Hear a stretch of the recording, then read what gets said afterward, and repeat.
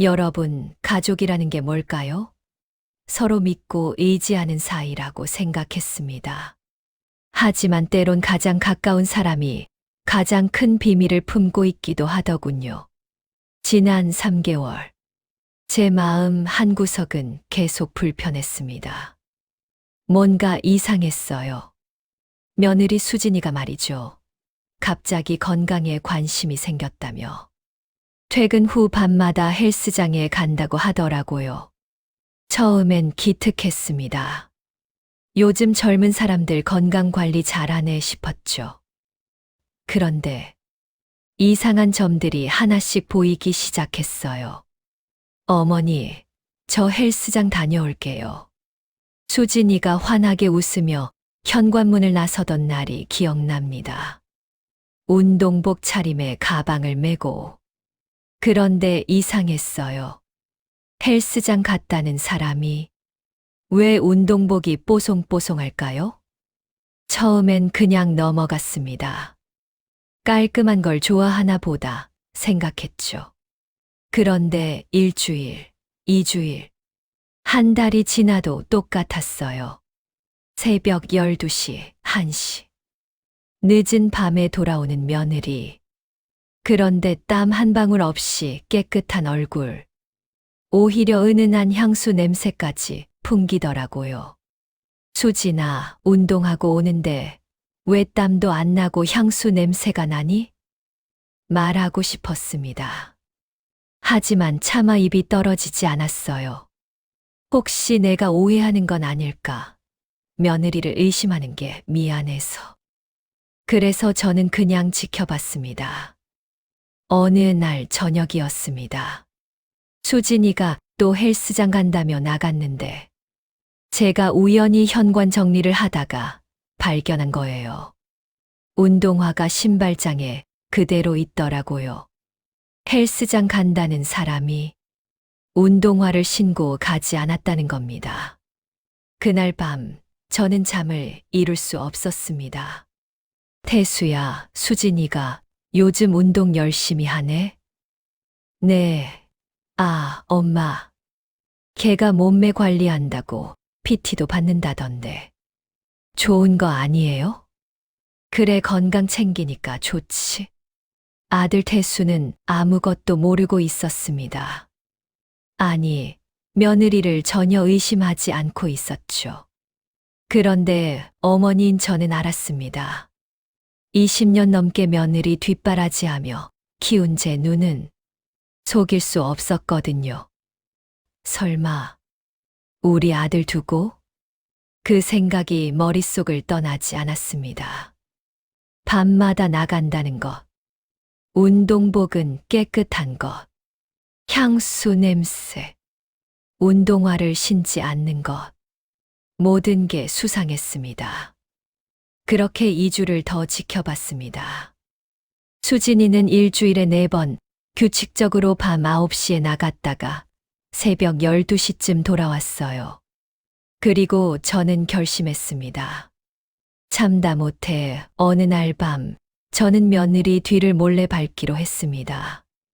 10월의 어느 목요일 밤이었어요. 수진이가 평소처럼 웃으며 말했습니다. 어머니, 오늘도 PT 받으러 갈게요. 요즘 몸매 관리 좀 하려고요. 코치님이 새벽 운동이 효과 좋다고 하시더라고요. 환하게 웃는 얼굴. 하지만 제 눈엔 거짓말하는 사람처럼 보였습니다. 수진이가 현관문을 나서고 5분 후, 저도 조용히 집을 나섰습니다. 가슴이 두근거렸어요. 68년을 살면서 이런 적은 처음이었습니다. 제발 제발 제 착각이기를. 어둠 속에서 수진이의 뒷모습이 보였습니다. 그런데 이상했어요. 헬스장은 집에서 왼쪽으로 가야 하는데 수진이는 오른쪽으로 걸어가고 있었습니다. 완전히 반대 방향이었어요. 심장이 더 빠르게 뛰기 시작했습니다. 역시 뭔가 있구나. 수진이는 골목을 돌고 또 돌았습니다. 마치 누군가 따라오는지 확인하듯 몇 번이고 뒤를 돌아봤어요. 저는 황급히 전봇대 뒤로 가게 앞으로 몸을 숨기며 따라갔습니다. 20년 넘게 키운 며느리가 정말 그럴 리가. 15분쯤 걸었을까요? 수진이가 한 골목 앞에서 멈춰 섰습니다. 그리고 핸드폰을 꺼내더니 누군가에게 문자를 보내는 것 같았어요. 제 손은 떨리고 있었습니다. 이제 곧 진실을 알게 될 것 같았거든요. 잠시 후 골목에서 한 남자가 나타났습니다. 저 사람은, 남자의 모습은 어둠 속에서 정확히 보이지 않았습니다. 하지만 수진이가 그 남자에게 다가가 자연스럽게 팔짱을 끼는 모습. 그 순간 제 다리에서 힘이 빠지는 것 같았습니다. 이럴 수가. 두 사람은 팔짱을 낀 채로 골목을 걸어갔습니다. 마치 연인처럼 아주 자연스럽게. 저는 벽에 기대 숨을 고르며 그들을 따라갔습니다. 무릎이 후들거렸지만 확인해야 했어요. 끝까지. 우리 태수는 어쩌고. 두 사람은 한 조용한 식당 앞에 멈춰 섰습니다. 행복한 밥상이라는 간판이 보이더군요. 그리고 함께 안으로 들어갔습니다. 저는 식당 건너편 골목에 숨어서 지켜봤습니다. 창문 너머로 두 사람이 마주 앉아 있는 모습이 보였어요. 웃고 있었습니다. 수진이가 그렇게 행복하게 웃는 얼굴을 본 지가 언제였던가 싶을 정도로. 30분, 아니 40분. 저는 그 자리에서 꼼짝도 하지 않고 지켜봤습니다. 추운 밤이었지만 추위조차 느껴지지 않았어요. 확인해야 해. 저 남자가 누군지. 1시간쯤 지났을까요? 두 사람이 식당에서 나왔습니다. 저는 떨리는 손으로 모자를 더 깊이 눌러 쓰고 모퉁이 뒤로 몸을 숨겼습니다. 하지만 이번엔 제대로 봐야 했어요. 저 남자의 얼굴을. 두 사람이 식당 앞에서 이야기를 나누고 있었습니다. 가로등 불빛 아래서 저는 조심스럽게 고개를 내밀었어요. 그리고 그 순간 남자의 옆모습이 보였습니다. 저 어깨선 저 걸음걸이.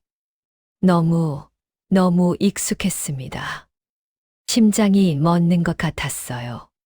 수진이의 목소리가 들렸습니다. 아버님, 오늘 드신 약 꼭 챙기세요. 혈압약이랑 소화제, 아침 저녁으로 드셔야 해요. 제가 다음 주 목요일에 또 올게요. 아버님이라고? 고맙다. 며느리야 혼자 사는데. 내가 이렇게 찾아와 주니 얼마나 든든한지 모른다. 태수한테는 미안하지만 그 목소리 세상에. 제가 15년간 들어왔던, 그리고 15년 전부터 듣지 못했던 그 목소리. 남자가 천천히 고개를 돌렸습니다. 가로등 불빛이 그의 얼굴을 비췄어요. 여보? 15년 전 이혼했던 제 전 남편. 우리 아들 태수의 친아버지. 이종만이었습니다. 믿을 수가 없었어요. 제 며느리가 만나던 남자가 바로 제 전 남편이라니. 당신이 왜 여기? 저도 모르게 튀어나가고 말았습니다. 숨어 있을 수가 없었어요. 어머니, 이게 아니라 어머니, 왜 여기? 당신이 왜? 세 사람 모두 얼어붙었습니다. 그 순간만큼은 시간이 멈춘 것 같았어요. 수진아, 너 지금 뭐 하는 거니? 남편 두고. 시아버지를 아니, 전 시아버지를? 어머니, 오해예요. 정말 이게 아니에요. 영희, 일단 진정하고 우리 이야기 좀 하자.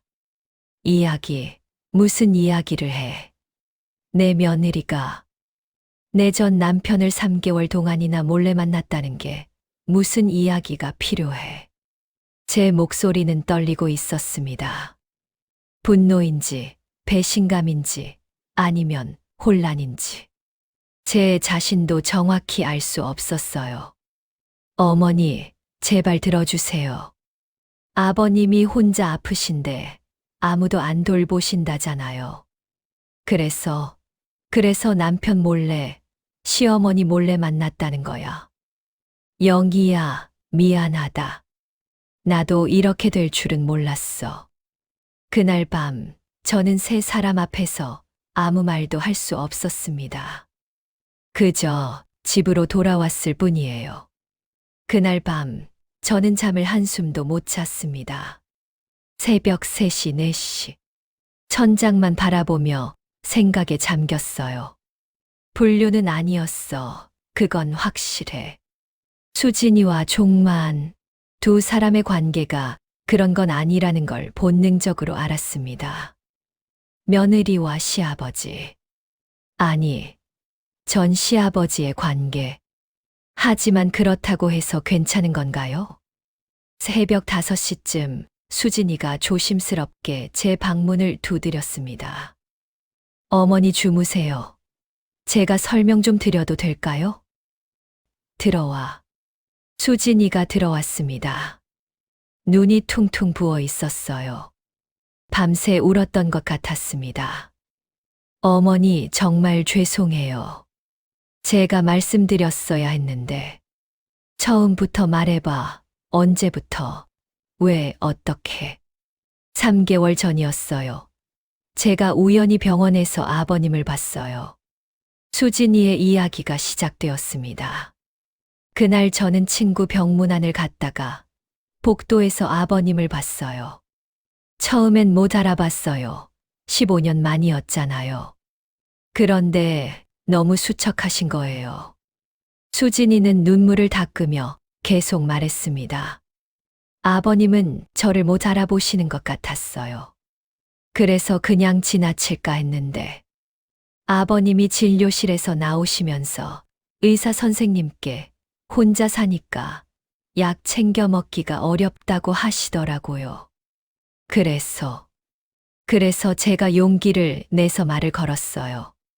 아버님, 저예요, 수진이요 했더니 아버님이 깜짝 놀라시면서 우셨어요. 어머니, 울었다고? 아버님이 그러시더라고요. 태수랑 잘 지내냐? 너희 애들은 건강하냐? 어머니는 잘 계시냐고. 제 가슴 한쪽이 아팠습니다. 그래서 3개월 동안 만난 거야? 처음엔 한 번만, 식사 한 끼만 대접하려고 했어요. 그런데 아버님이 너무 외로워 보이셨어요. 혼자 사시면서 제대로 드시지도 못하시고. 그럼 나한테 말하지 그랬어. 태수한테라도. 그게 어머니한테 말씀드리면 상처받으실 것 같았어요. 태수한테는. 태수가 아버지 이야기만 나오면 얼굴이 굳어지잖아요. 15년 동안 한 번도 찾아뵙지 않았는데 사실이었습니다. 태수는 아버지 이야기만 나오면 표정이 어두워졌어요. 그래도 몰래 만나는 건 죄송해요. 어머니 정말 죄송해요. 저도 어떻게 해야 할지 몰랐어요. 수진이는 한참을 울었습니다. 저도 마음이 복잡했어요. 새벽 6시. 수진이가 방에서 나간 후 저는 15년 전을 떠올렸습니다. 이혼하던 그날 영희야, 미안하다. 내가 사업 실패했어. 종만은 그렇게 말했습니다. 2억이 넘는 빚을 지고 가족을 지킬 수 없다며 제게 이혼을 요구했어요. 당신과 태수가 고생하는 건 내가 견딜 수 없어. 차라리 내가 혼자 책임지고 당신들은 새 출발해. 무슨 소리예요? 우리 가족이잖아요. 같이 해결하면 되잖아요. 안 돼. 나 때문에 당신들까지 망하게 할 순 없어. 그렇게 우리는 헤어졌습니다. 사실 저는 끝까지 반대했어요. 하지만 종만은 이미 혼자 결심한 상태였고, 심지어 이혼 서류까지 준비해 왔더라고요. 여보, 제발. 미안해, 정말 미안해. 그날 이후 종만은 우리 앞에서 완전히 사라졌습니다. 연락도 소식도 끊겼어요. 태수는 그때 25이었습니다. 엄마, 아빠는 왜 이래요? 왜 혼자 짊어지려고 해요? 태수야, 아빠도 힘드신 거야. 싫어요. 나 아빠 안 봐요. 가족을 버리고 도망간 사람이잖아요. 그때부터 태수는 아버지를 원망했습니다. 15년 동안 단 한 번도 찾아가지 않았어요. 저도 마찬가지였습니다. 종만을 미워했어요. 가족을 버리고 혼자 떠난 그 남자를. 하지만 그 사람도 혼자 힘들었을까? 새벽의 고요 속에서 저는 처음으로 그런 생각을 했습니다. 수진이의 말이 머릿속을 맴돌았어요. 아버님이 너무 외로워 보이셨어요. 15년 동안 혼자 얼마나 외로웠을까요? 아침이 밝았습니다. 태수가 출근 준비를 하며 밝은 목소리로 말했어요. 엄마, 아침 맛있어요. 수진이는 어디 갔어요? 아, 일찍 나갔어. 요즘 부지런하네. 운동도 하고 건강관리 잘하는 것 같아서 기특해요. 아무것도 모르는 아들의 얼굴을 보니 마음이 아팠습니다. 말해야 할까? 아니면 하루 종일 고민했어요. 태수에게 사실을 말해야 하는지, 아니면 모른 척해야 하는지. 그날 저녁 수진이가 조심스럽게 다가왔습니다. 어머니, 태수한테는 말씀하실 건가요? 넌 어떻게 생각해? 저도 잘 모르겠어요. 태수한테 말하면 태수가 상처받을 것 같고 아버님도 태수를 만나고 싶어 하시는데 종만이가 태수를 만나고 싶어 한다고? 네. 매번 태수 이야기만 나오면 눈물 글썽이세요. 내 아들 잘 지내냐? 얼굴이라도 보고 싶다고. 제 가슴이 먹먹했습니다. 그래도 15년 동안 한 번도 연락 안 하고 아버님이 그러시더라고요. 연락하고 싶었지만 태수한테 짐이 될까봐, 어머니한테 상처가 될까봐 참았다고요. 그날 밤 저는 또 한숨도 못 잤습니다. 머릿속이 복잡했어요. 종만에 대한 원망, 수진에 대한 실망, 그리고 태수에 대한 걱정. 어떻게 해야 하지? 새벽 2시쯤 결심했습니다. 다음 날 오후 저는 종만에게 연락을 했습니다. 15년 만이었어요. 영희, 당신이? 만나자, 이야기 좀 하자. 우리는 그 식당에서 만났습니다. 행복한 밥상. 수진이와 종만이 만나던 바로 그곳. 앉아. 15년 만에 마주 앉은 남편 많이 늙었더군요. 머리는 반백이 되었고 주름도 깊어졌어요. 영희야, 수진이한테 들었어. 내가 우릴 봤다고. 당신 아프다며? 나이 들면 다들 아프지 뭐 별거 아니야. 별거 아닌데 병원은 왜 가고 약은 왜 먹어? 혈압 좀 높고 당뇨 기운 있고. 그래. 침묵이 흘렀습니다. 할 말이 너무 많았지만 어디서부터 시작해야 할지 몰랐어요. 15년 동안 뭐 하고 살았어? 공사판에서 일용직으로 일했어. 빚 갚느라 10년 걸렸어. 다 갚았어? 5년 전에. 그때부터는 조금씩 모아서 이제 작은 원룸에서 살고 있어. 종만의 목소리는 담담했지만 그 속에 담긴 고통이 느껴졌습니다. 태수는 한 번도 보고 싶지 않았어. 매일 보고 싶었지. 하지만 내가 무슨 얼굴로 아들을 봐. 가족 버리고 도망간 놈이 도망간 게 아니라며 혼자 책임지려고 한 거라며요. 결과는 똑같잖아. 가족을 지키지 못한 거. 종만은 눈물을 닦았습니다. 15년 만에 보는 그 사람의 눈물. 수진이가 왜 당신을 도왔을까? 모르겠어. 그냥 착한 애야. 우리 며느리. 우리 며느리가 아니라 내 며느리지. 미안해. 또 침묵이 흘렀습니다. 태수한테 말할 거야? 아니. 태수는 날 용서 못할 거야. 그냥 이대로 사는 게 나아.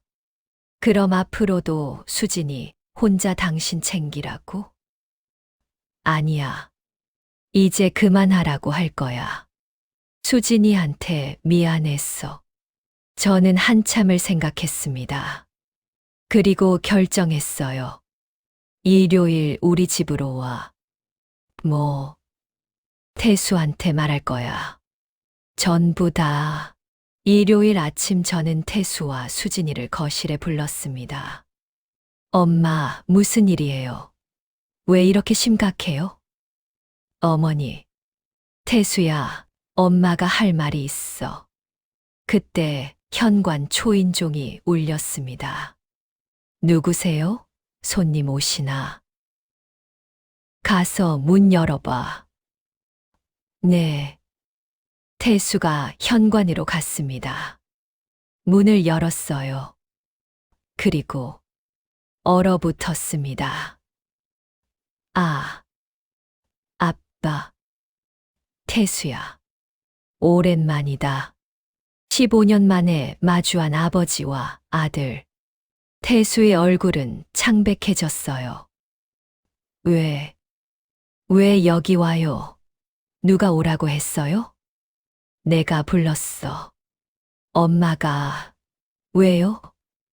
앉아라, 태수야. 엄마가 설명할게. 저는 지난 3개월 동안의 일을 모두 이야기했습니다.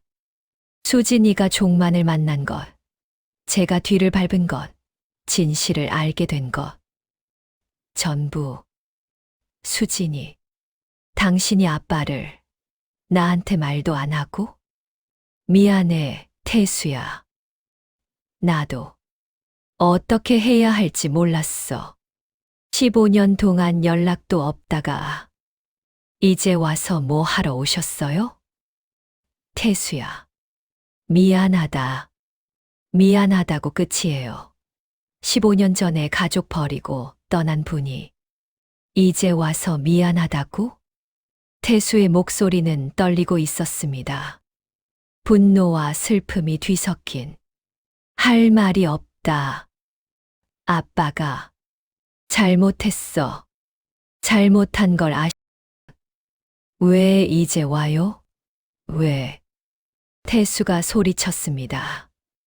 15년 동안 쌓인 감정이 폭발하는 것 같았어요. 15년 동안 엄마 혼자 얼마나 고생했는지 아세요? 엄마 혼자 나 키우고 생활비 벌고. 나는 아빠가 미웠어요. 미안해. 정말 미안해. 미안하다고 해결돼요. 15년을 어떻게 되돌려요? 태수야. 진정해. 엄마. 태수는 그 자리에서 무너져 내렸습니다. 15년 동안 참아왔던 눈물이 쏟아지는 것 같았어요. 1시간쯤 지났을까요? 태수가 조금 진정한 후 종만이 천천히 입을 열었습니다. 태수야, 아빠가 할 이야기가 있어. 들을게요. 15년 전 아빠는 사업에 실패했어. 2억이 넘는 빚을 졌지. 그때 아빠는 죽고 싶었어. 종만의 고백이 시작되었습니다. 매일 밤 한강을 걸었어. 이렇게 끝내면 보험금이라도 나와서 가족들이 빚을 갚을 수 있겠지 생각했어. 아빠. 하지만 할 수 없었어. 너와 내 엄마 생각에. 그래서 다른 방법을 택했지. 혼자 떠나는 거. 이혼하면 빚이 나한테만 있으니까. 당신들은 새 출발할 수 있잖아. 그게 내가 할 수 있는 최선이었어. 그럼 우리한테 말씀하시지. 왜 혼자? 말하면 너희가 함께 하겠다고 했을 거 아니야. 특히 내 엄마는 끝까지 반대했어. 그래서 몰래 서류 준비하고 어느 날 갑자기 떠난 거야. 바보 같은 사람. 맞아. 바보였어. 15년 동안 매일 후회했어. 그때 가족들과 함께 했다면 어땠을까 하고. 그럼 왜 15년 동안 한 번도 연락 안 하셨어요? 창피했어. 빚도 다 못 갚고 너한테 떳떳하게 얼굴 보일 자격이 없다고 생각했지. 그래서 10년 동안 정신없이 일했어. 빚 갚으려고. 아버님은 5년 전에 빚을 다 갚으셨어요. 5년 전에? 응. 그때부터는 조금씩 살기 편해졌어. 하지만 여전히 너한테 연락할 용기가 없더라고. 침묵이 흘렀습니다. 태수는 고개를 숙이고 있었어요. 아빠, 저도 미안해요. 응, 내가 왜? 저도 아빠를 미워했어요. 15년 동안 가족 버린 나쁜 사람이라고 생각했어요. 하지만 아빠도 힘드셨던 거네요. 태수야, 저 이제 아빠 나이만큼 됐어요. 40이요. 그리고 아이도 둘 있어요. 아빠의 손자들이요. 손자, 내게 손자가. 네, 아버님. 준호랑 민지예요. 초등학교 2학년 유치원생이에요. 그 순간 종만은 소리내어 울었습니다. 15년 동안 참아왔던 눈물이 한꺼번에 터져 나오는 것 같았어요. 손자들 얼굴이라도 볼 수 있을까? 지금 아이들 어린이집이랑 학교 끝나면 데려올게요. 그날 저녁 우리 집에는 웃음소리가 가득했습니다. 할아버지 손 엄청 크시네요.